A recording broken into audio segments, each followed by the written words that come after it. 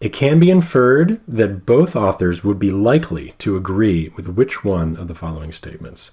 So this is an inference question, and so the answer is not going to be sitting there explicitly in the passage waiting for you to discover. The correct answer here is going to be one that both authors would agree with. Now, the incorrect choices may be statements that only one author would agree with, or that neither of the authors would agree with, or that we really don't have any information to know whether the authors would agree with it. So let's see what we have here. A, the more complex a piece of music, the more it is likely to be enjoyed by most listeners. So did both authors say that the more complex, the more it will be enjoyed by most listeners? No, passage 2 said that there are a lot of listeners who don't like complex music. Listeners who have less experience in musical appreciation may not prefer more complex music. So A is not the answer. B, more knowledgeable listeners tend to prefer music that is discontinuous and unpredictable. We hear that at the end of passage B, but there's no mention of that about knowledgeable versus unknowledgeable listeners in passage A, so we don't really have any basis for making a judgment on that. I don't like B.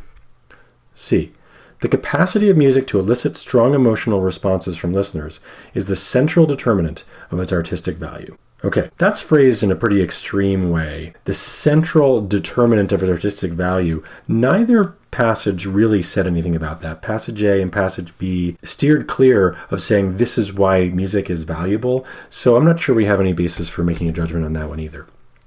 D, music that lacks a predictable course is unlikely to cause a listener to feel relaxed. So that's interesting. Music that lacks a predictable course, so unpredictable music, is unlikely to cause a listener to feel relaxed. If it's unpredictable, are you going to feel relaxed? Do both passages say something about that? I think maybe they do. I'd be leaning towards D. We can go back and confirm that in a minute. Let's see whether E has anything better to offer. E, music that changes from soft to loud is perceived as disturbing and unpleasant by most listeners. Okay, the change from soft to loud, the question of volume, is not mentioned by either passage, so that is not the answer.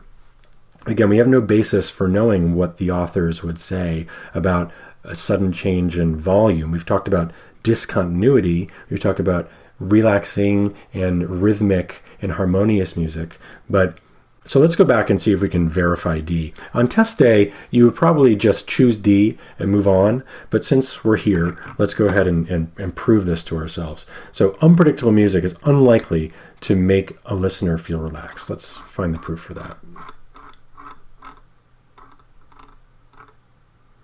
Okay, so we have a relaxing effect here. Relaxing music is continuous and rhythmical, so it's pretty safe to assume that if it's discontinuous and arrhythmical or unpredictable, it would not be relaxing. So that's a safe inference for us to make. Now if you move on to passage B, let's find this predictability question and whether if it's unpredictable, is it not relaxing?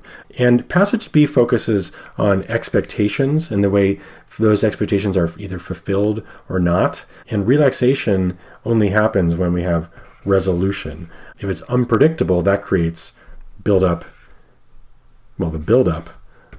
of tension. And so that, let's see, the more elaborate the buildup of tension, the more intense the emotions will be experienced. And that tension comes from, mismatched expectations, which is one way of saying if you can't predict what's going to happen next, then your expectation of what's going to happen next was wrong. So I think we've come up with enough evidence to support D that we can choose it and finally move on.